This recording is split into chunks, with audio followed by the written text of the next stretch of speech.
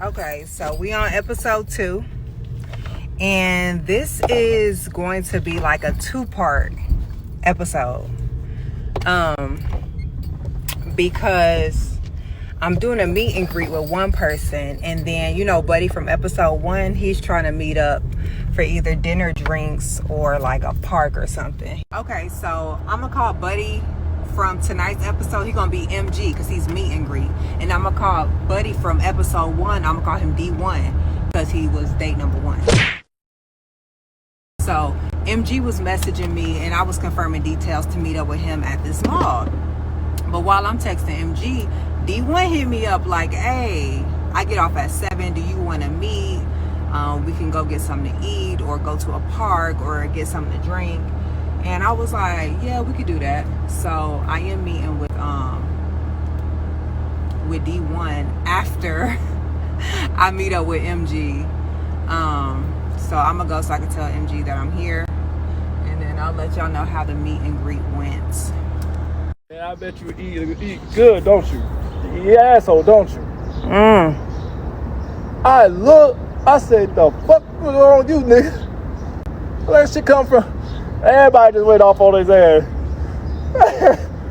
He couldn't believe how motherfucker respond. Then I asked him a question. I'm like, you be picking up chairs on the Lolo, don't you? He like, no.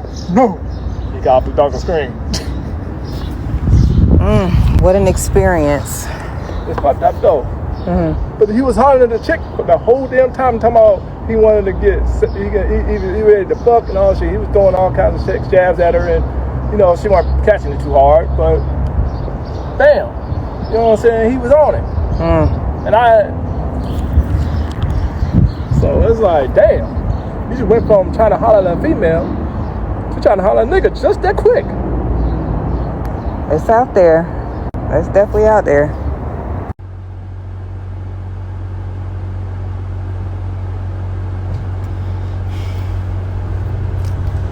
Baby, that was a lot. I don't know where to start. Every time I make this video, it ends up being 3 minutes long. But I can't condense this last hour I just spent with this man. And I'm kind of upset I didn't walk to meet him, and that we were right here by my car. I feel like it goes without saying there will not be a second meetup. I feel like it goes without saying that I did not give my number or social medias, which both were requested and both were denied. And it wasn't pending, it was denied. He has an extensive criminal record. I don't even know what's on it. I just know he's been locked up state to state. I know he's dealing with legal stuff now. I know he's at least 40 or in his 40s. I know he is currently unemployed, which I get. He's unemployed. But I do have a strong belief that people should not date if financially they can't afford to date. Do you know what I'm saying? And that's no shade. Like, y'all know I'm not shady. You know I talk my shit. But when it comes to finances and just stuff that can just change like that, I don't comfort people about stuff like that. When it comes to how they look, what they can't control, when it comes to their finances, living situations, I don't judge none of that. But I do believe what is in your control is dating. So if you are unemployed, I do feel that you shouldn't date, but that's just my personal preference. He said he wasn't homophobic, but he doesn't like gays. How's that work? I felt like socially he could not read cues, and I felt like he has some type of social disorder, and I couldn't pinpoint it. I could not pinpoint it. I'm like, Asperger's, autism. It's something like socially, and again, not in the slightest making fun of this man. I'm just literally giving y'all my review.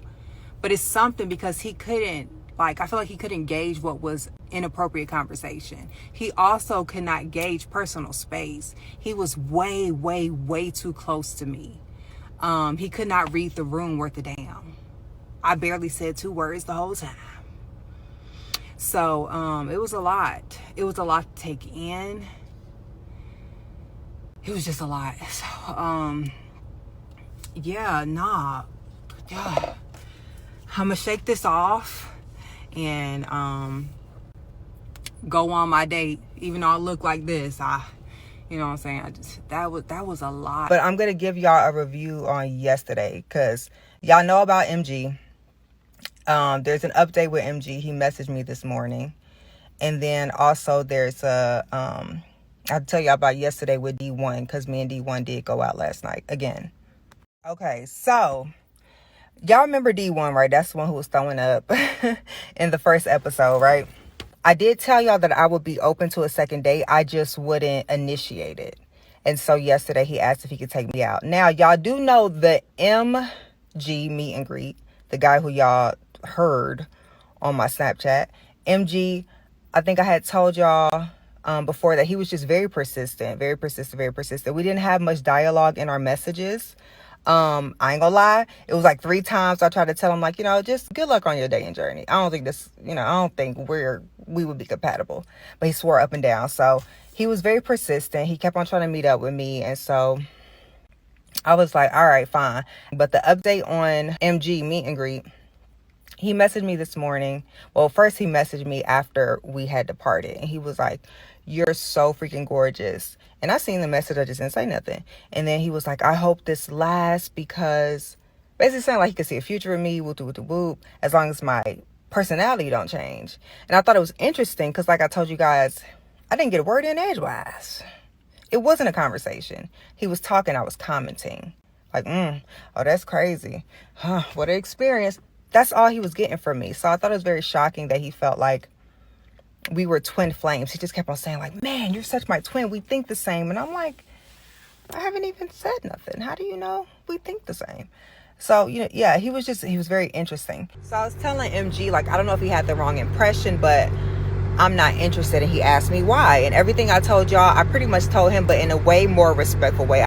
And he had a rebuttal for it. Like, oh, well, I was only talking so much because you weren't talking. I could tell you were uncomfortable, so that's why I was changing subjects.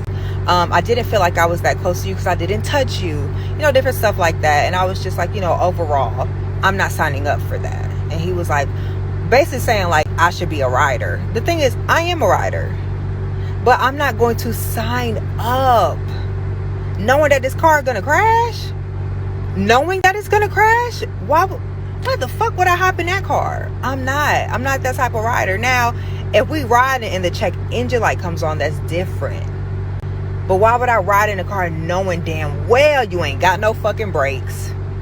Oil's out.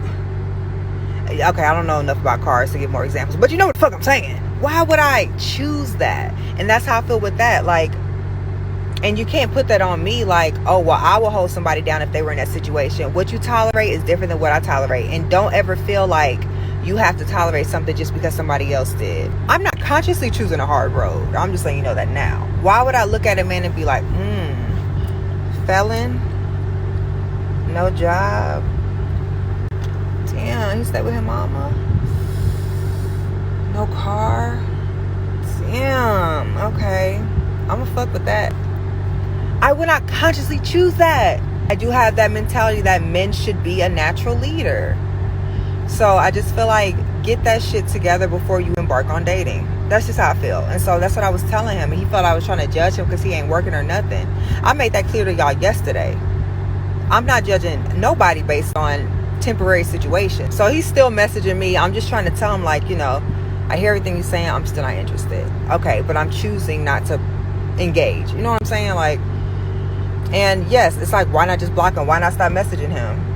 That's just not what I'm choosing to do. I know I'm not going to go out with him. I know I'm not giving him my number. I know I'm not giving him my social media. I know I won't ever see him again as far as making plans to see him.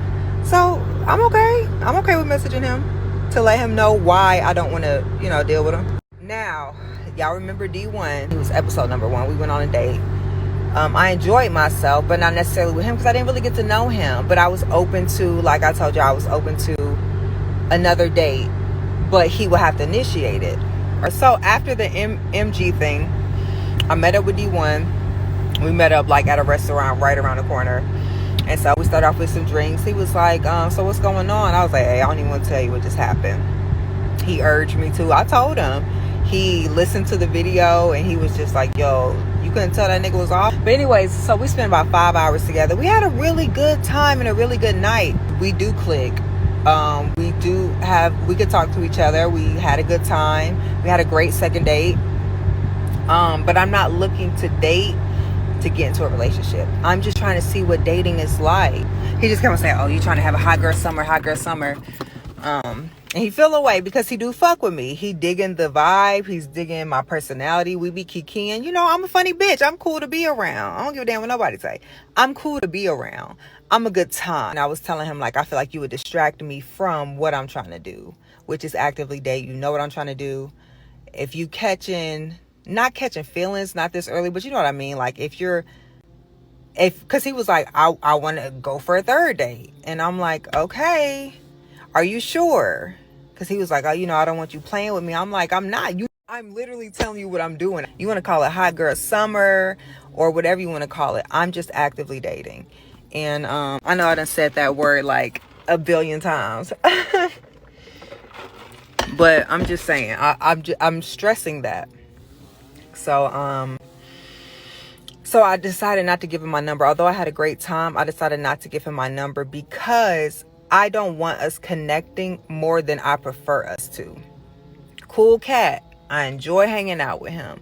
But I can see this has potential for him to get more of my focus than I'm willing to give. So that's why I didn't exchange numbers. Not because he didn't deserve it or didn't earn it, or I'm making him jump through hoops because it's been a second date and he still ain't get my number. I just feel like if I do give him my number, we'll talk more often. I'll get to like him more. I'm loyal to a fault, so I know me. I'm going to end my season Chronicles. I don't want to do that. I still want to have a great time. I still want to go out on dates. I want to experience different things. And I pray that God covers me during all this. And I know he will because he always has. So I'm not worried about my safety in none of this. I just want this experience. So, but I didn't think it all the way through as far as like, well, what if you get a connection with somebody? I didn't think about all that. I just knew what the goal was. I didn't expect second dates with men or none of that. So that's what happened with D1. I didn't give the number. He was highly disappointed. But it is what it is, you know? And there is chemistry there. There's sexual chemistry there, all that. And that's another thing. I was telling him, like, I don't want to have sex with you. I mean, my body definitely wanted to fuck. For sure. Definitely, no questions asked. But I was telling him, like, I don't want to have sex with you. Like, that's going to distract me. That's not what I'm doing. I'm on a dating journey. I can't fuck. So, you know, that's what it is. That's another reason why I didn't want to give the number. Because I didn't want to have a vulnerable moment and be like, D1, show me them papers. What's up? Like, nah. So I'm just trying to protect myself. Thanks for tuning in to another episode of Summer Dating Chronicles. This will conclude episode number 2. So stay tuned for episode number 3.